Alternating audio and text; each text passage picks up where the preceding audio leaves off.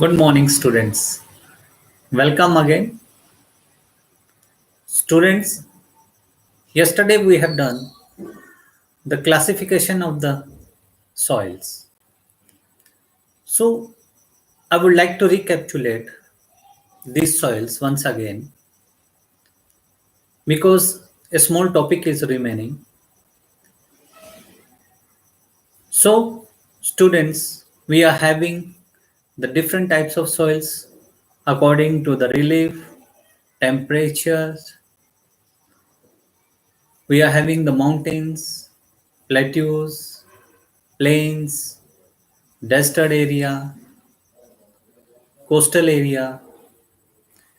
Due to the variation in relief features, we are having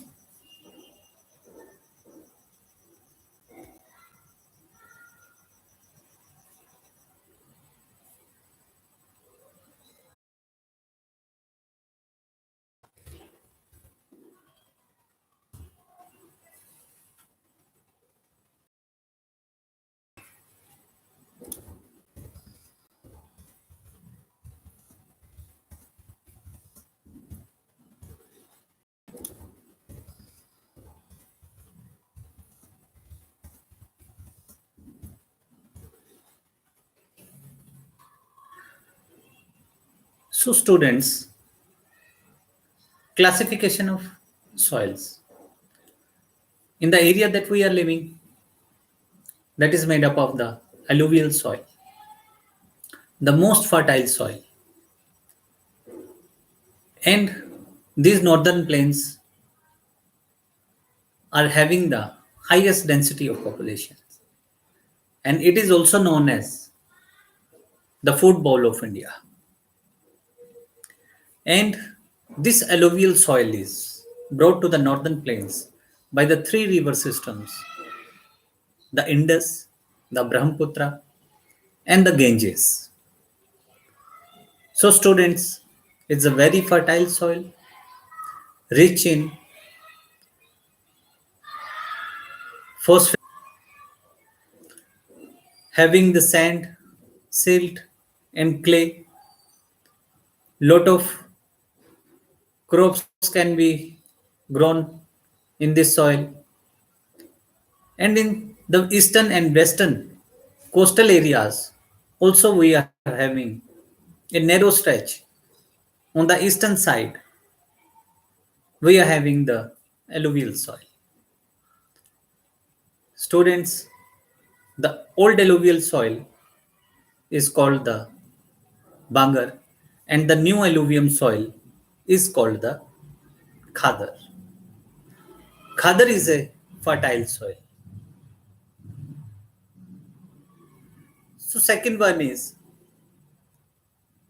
the black soil, is also known as a Ragur soil. Rich in, we are having this black soil from the igneous rocks, and igneous rocks are made up of the lava plateau. Our Deccan plateau is made up of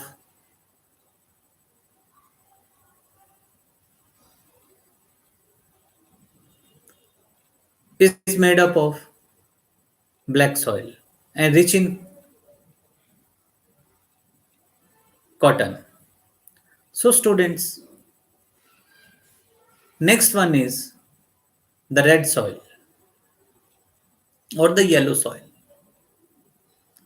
This soil we get from the crystalline rocks. Crystalline rocks. It is having the iron contents. That's why its look in a red in color. And when it is hydrated, its color changes into yellow. Students, then we are having the laterite soil. Later is a Latin word which means brick. So laterite soil where the temperature is high or the running water are high, human contents are less, treating these soils, adding fertilizers, we can grow crops in the laterite soil. Then there are arid soils, the part of Rajasthan which is sandy, high temperature, lack of humus,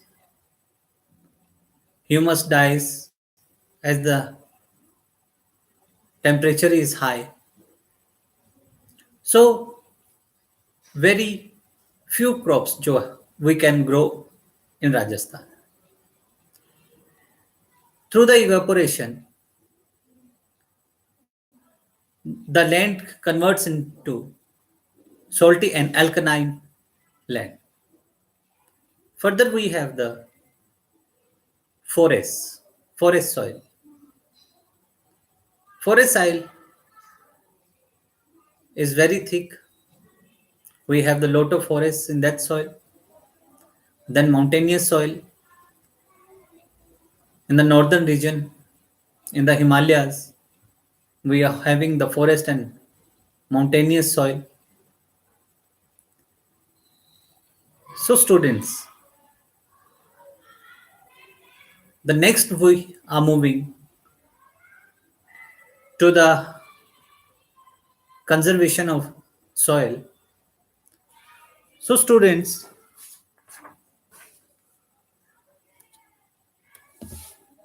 soil erosion and soil conservation.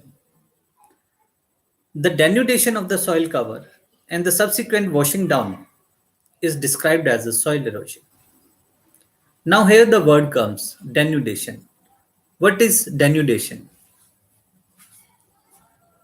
It is a process of breaking and removing the rocks from the earth of the surface is called denudation. From earth's surface, with the withering agents, with the wind, with the flowing of the water, denudation takes place. The fertile soil is washed away. This removing of the fertile soil is called as a soil erosion. Further, the process of soil formation and erosion go on simultaneously, as generally there is a balance between the two. Erosion also takes place and new soil also produces. This balance goes on. Sometimes this balance is disturbed by the human activities like deforestation, overgrazing, construction, and mining, etc. While natural forces like wind, glacier, and water lead to soil erosion, the running water cuts through clay soils and make a deep channels called as a gully erosion. Gully erosion. So what is gully erosion? Here you will see a small passage, a small passage formed by a stream or rain is known as a gully erosion. A passage formed by a rain or a stream is called a gully erosion. Sometimes, or we are having some land which is unfit for cultivation, which is known as a bad land. The land is not cultivable, we cannot grow crops there. In the Chambal Basin, such lands are called the ravines. These bad lands are called the ravines. Water flows as a sheet over a large areas down a slope In such cases, the topsoil is washed away, which is known as a sheet erosion. Wind blows loose soil off flat or sloping land known as a wind erosion. When the water takes the fertile soil from the surface is called a sheet erosion. When the wind blows and with it it takes the soil, fertile soil away from the surface is called a wind erosion.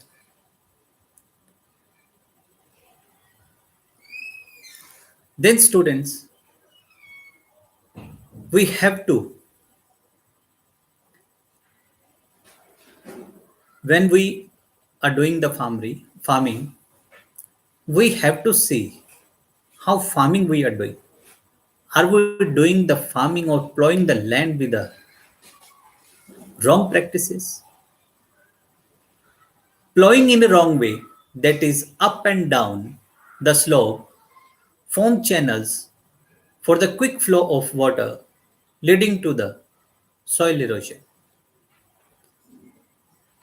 Plowing along the contour lines, you will see here contour lines.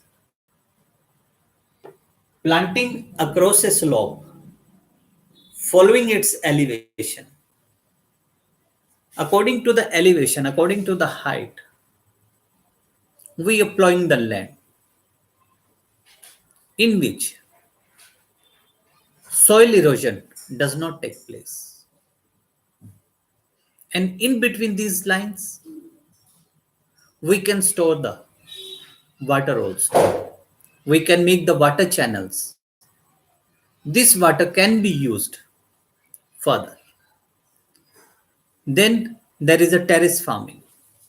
You can see the terrace farming is done on the hilly slopes.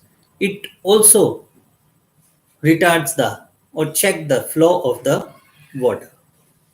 So proper plowing we have that to check the soil erosion. Soil erosion does not take place.